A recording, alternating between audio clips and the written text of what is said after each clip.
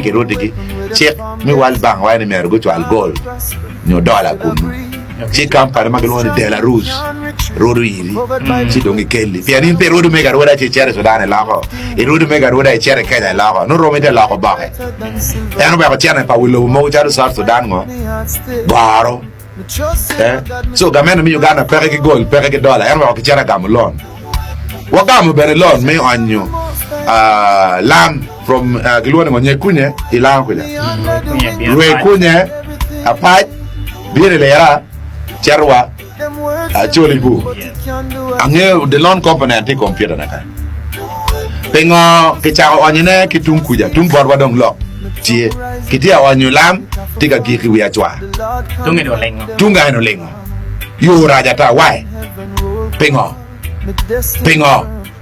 eno mi ara pengi gam mala wo fura wuni ni kita pimuguri ke mero chako compensation pengo wa beru late pengo pege on la me kanya ba doctor kere tum kuja le ra oberu city ma do apaj gu beru gang poporke ki chako ki gang kanya ngato mo ma dit pe ye ko na ti parliament no ke be on la am ga chole bu ya ga doctor kuja mara winyi ni bere fu doctor be temu bidding ki tender me ye no company mamierti ye fu ki chako pimo ngomle wo ni do kuye ma yo raj lo char wil bur yo an mutana mo ka kenyi ngi raj ko na me pen ni why is it like that? Pingo one Jim Weng Bino last.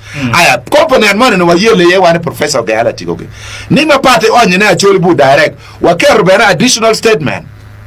Nimi ara ke kwan pa jule pa de town ke meto in that component.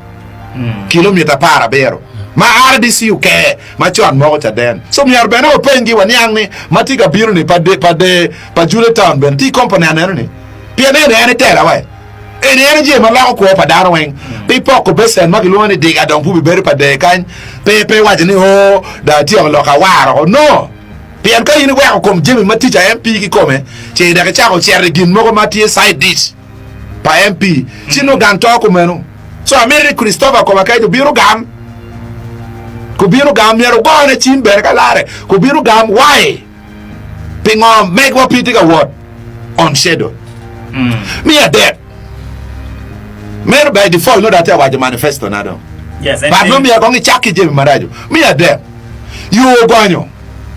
You pade. District road me pade. You will. La wo ma ya bere ya bal kodi. You gonyo dong yo tien.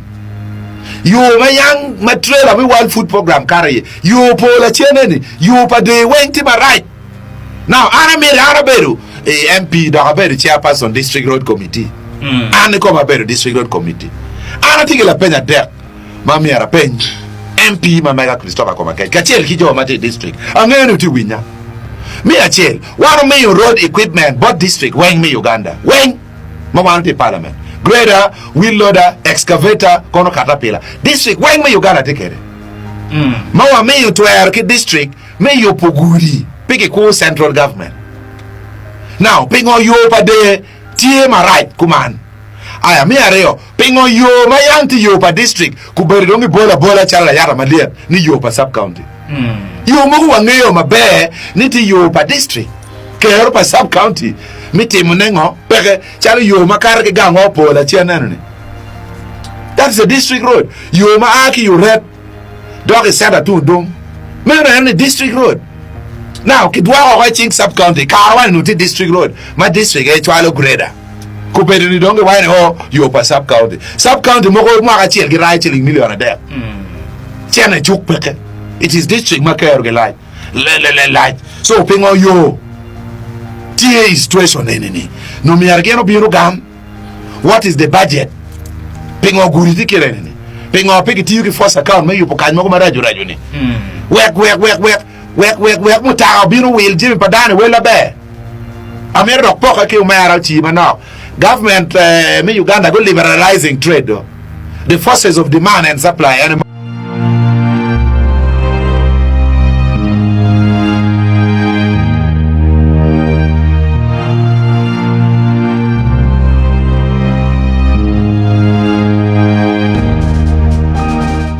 watch out about the campaign Balaalo must go president ki koma bere ukate ki executive order ni Balaalo miaro Balaalo ngiti akuldiang Aliba para che ya chole kila 11,000 kongo ko Lutela Matek wa ya dongo so ko bedini enini bene kan MP stack no Balaalo mo ko mati pa de kanyi a poor Kampala pola chene no kriya mo ke Weng in line with the presidential directive because there is only one president in Uganda who is called General Yoweri Kaguta Museveni oya name yargelo yes enforcement no tipua dok bene ma tika like kui me dok parliament o mera yes te Jami ario ma neno chalo pere tek tung bot wa pade ka mi achel corruption mi pade district local government tiu karaka tiu karaka umukore awini ni ka waloko ko man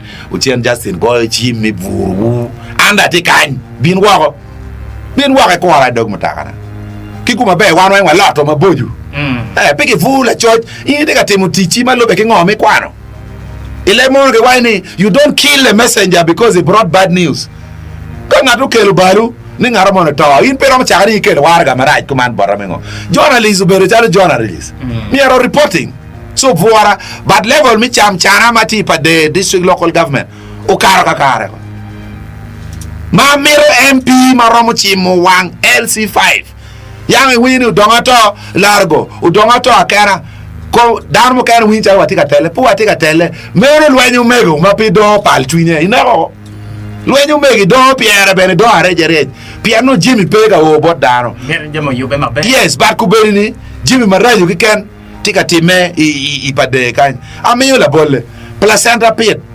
magegeri poko kan ni million piera reo adida ini dong placenta pit kompene chao kige placenta pit ma pia yo bor yare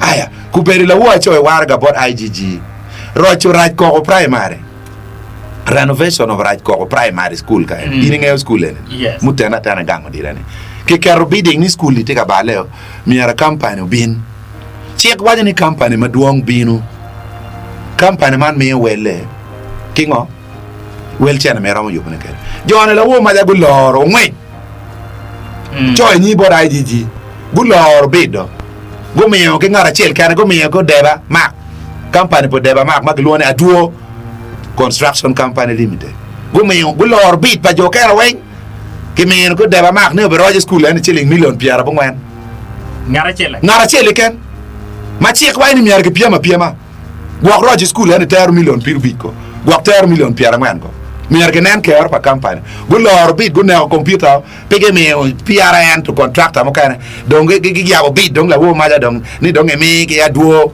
ko construction limited director net to deba ki dago ne men Weng corruption piano ke mera chana water bo ya ko dugi campaign acho e warga bot IGG acho e warga bot district ni miar ke luong pido dojo mana ni food example piano tell me district mak yer ke dugu contractor gimir gi mak contract ginel ni miar poti me ano donga be MP ma piare pide ne mo ma wa contract me min wa nuchu kalam e district PNK MPs ma miaro chok wang dano udugu contractor kadong ngado be chok contractor kare chega wan kare ken ping wa bini poko wa binu gom wa noge da yubu school ma pikte rubu cement ma bay bridge wa juki oni joko pien bridge be kako ato be kako ene pe mix ane but now ko bere Lutela me district don gero da contractor ngato mo ma don joko gingo pere so pa de ni mera kwanya ene pe jalle pa de district local government mero akonya gang bitoba mono politi mate district Weng acting CFO acting, DFO acting, EO acting. Ngarmone bede manu chunya tika porro. So don't get timuti. Ma don't get mero mengo. Me chopo miri. So corruption mi padeni. Do karga umukure. Maka don't keep decentralization enu. Chituara dong central government bin kwa npa de do akoka chingi. Pien chek bana ye. But pia ba enu ni. Ka ngaratike malaria ke chako ke quinin. Abunya ka ngane ya ke cherno ya tuja. So poor be ye la kore construction enemy, la kore corruption enemy. Me teme pa de kan. It's too much. Ai wa district man yen charo dokolon. Lamti di gudi Main Street. Konen kon gudi enemy. Onen kon galele ken. Onen kon ngoma tika teme. Pa de ka vera ke ken chilu ke ken, ginumo ke ken pere. La neno cha officer me pade penyo mutami tingu yugi ni kongo me chante. Jo ma me ti pade me ar chat ngom gi o me ko million a dep. Ka nyar matero me ar ge wal sikat gi ya ge me ni ti. This is not acceptable. And in the district where more than 2000 kikit gum pick it in the district alanya command. So gin ma be duko ane parliament. Ma legero ba ni chom tong chia any correcting corruption mugo matie pade. Okay. Yes. All right. Enuti yakina neno ama yini beru ke kara no me winya. Ma well anti kimir madit. Me da on mok chik melo Uganda. Yer me tie me abir.